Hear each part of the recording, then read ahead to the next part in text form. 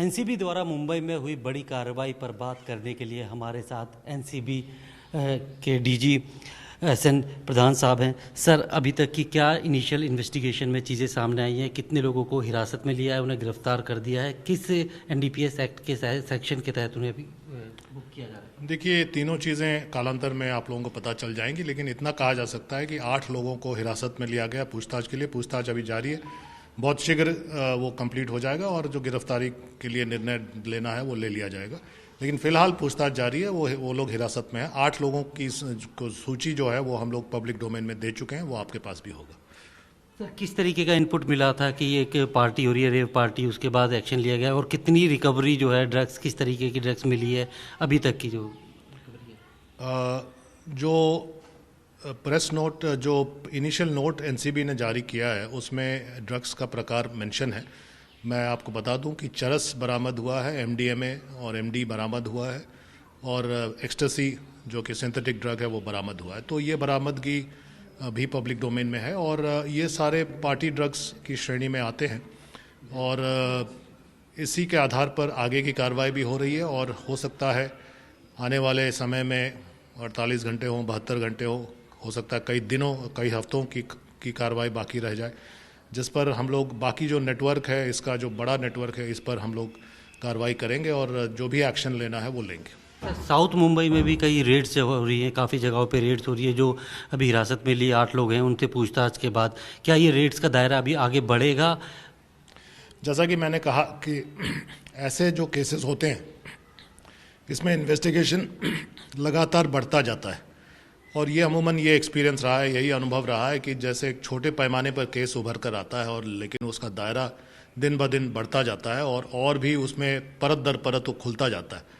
तो मुझे अंदेशा है कि इस केस में भी ऐसा होगा, क्योंकि इसमें जो पूछताछ में इनपुट्स आ रहे हैं या फिर जो मोबाइल फ़ोन्स के खंगालने में जो इनपुट्स आएंगे उस पर आगे की कार्रवाई होगी, और उम्मीद है कि इसमें हम लोग और इसके तह तक पहुंच पाएंगे और सोर्स तक पहुंच पाएंगे।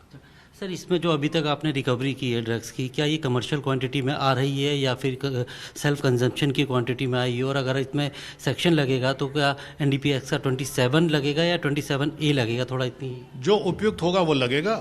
जो उसमें इंटरमीडिएट क्वांटिटी, कमर्शियल क्वांटिटी और पर्सनल क्वांटिटी, ये तीनों चीज़ होती है। जो भी उपयुक्त होगा वो लगेगा, और वो आपको कालांतर में, जैसा कि मैंने कहा, पता चल जाएगा और कोर्ट के सामने वो रखा जाएगा, और कोर्ट अपने विवेक से जैसा उचित समझेगी वो करेगी। सर, जितने भी अभी लोगों को हिरासत में लिया है, थोड़ी उनकी प्रोफाइल क्या है? क्या बताया जा रहा है कि एक सुपरस्टार का बेटा भी है, उसको भी डिटेन किया गया है, जो कि अपने आप को गेस्ट के तौर पे बता रहा था? थोड़ा इसके बारे में देखिए, जो लिस्ट है, जो नाम है, नाम को वेरीफाई करने के बाद हम लोगों ने पब्लिक डोमेन में रख दिया, और उस पर ज़्यादा टिप्पणी करना उचित नहीं होगा, क्योंकि इसमें न्यायिक पद्धति में ये ज़्यादा केस के दाखिल होने से पहले, कोर्ट में दाखिल होने से पहले ज़्यादा टिप्पणी करना उचित नहीं माना जाता है। इन्वेस्टिगेशन के हेल्थ को भी अफेक्ट करता है, तो इसलिए मैं इस पर ज़्यादा टिप्पणी नहीं करूँगा। लेकिन हाँ, ये ज़रूर है कि कुछ बॉलीवुड कनेक्शंस मिले हैं, कुछ दिल्ली के भी कनेक्शंस मिले हैं, तो इस सब पर तहकीकात आगे की जाएगी।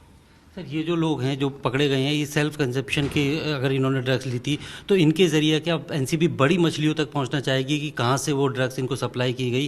क्योंकि पूरे नेटवर्क को तोड़ना एनसीबी के लिए एक बड़ी चुनौती होगी। देखिए, लॉजिकल कंक्लूजन किसी कांड का, किसी केस का तभी होता है जब हम लोग उसको पूरे तह तक जाते हैं और सोर्स पता लगाते हैं। ड्रग के केस में जो सोर्स ऑफ द नेटवर्क है, जो सप्लाई लाइन है, उस पूरे को अनरावल करना, इन्वेस्टिगेट करना हमारा कर्तव्य भी है और हमारे लिए उचित भी है। नहीं तो फिर ये रिपीट होगा। तो इस रिपीटिशन ना हो और एक मैसेज जाए कि एनसीबी इसके तह तक जाने की का मादा रखता है और ऐसा करेगा ज़रूर। ये जाना बड़ा ज़रूरी है मैसेज, क्योंकि देखिए, सरकार की मंशा चैलेंजिंग मंशा है, लेकिन मंशा सही डायरेक्शन में है कि नशा मुक्त भारत बने। नशा मुक्त भारत, आप हर नशेड़ी को आप बदल नहीं सकते हैं, या हर नशीले पदार्थ को सीज नहीं कर सकते, शायद फिजिकली संभव नहीं। लेकिन अगर एक सिग्निफिकेंट कार्रवाई हो, सिंबॉलिक कार्रवाई जो कि कारगर हो, जो जिसका इफेक्ट पड़े, इम्पैक्ट पड़े, वो होना ज़रूरी है। और इसी तरह की इम्पैक्टफुल कार्रवाई हम लोग आगे भी करते रहेंगे, और ताकि एक मैसेज जाए कि भारत में नशीले पदार्थ को टॉलरेट नहीं किया जाएगा।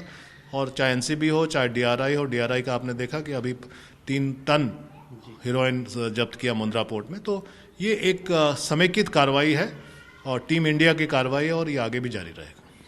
तो हमारे साथ थे एसएन प्रधान साहब, जिनका साफ कहना है कि एनसीबी जो है नशे के खिलाफ एक बड़ी मुहिम छेड़ी हुई है और इसमें चाहे कोई भी लोग हो, चाहे वो मुंबई का बॉलीवुड कनेक्शन हो या फिर दिल्ली का कनेक्शन हो, किसी को भी बख्शा नहीं जाएगा। और जो सोर्स है जहां से ये ड्रग्स लाई जा रही है वहां तक पहुंचने की कोशिश एनसीबी कर रही है। प्रमोद शर्मा, जी मीडिया, दिल्ली। विठू माऊलीचा गजर म्हणजे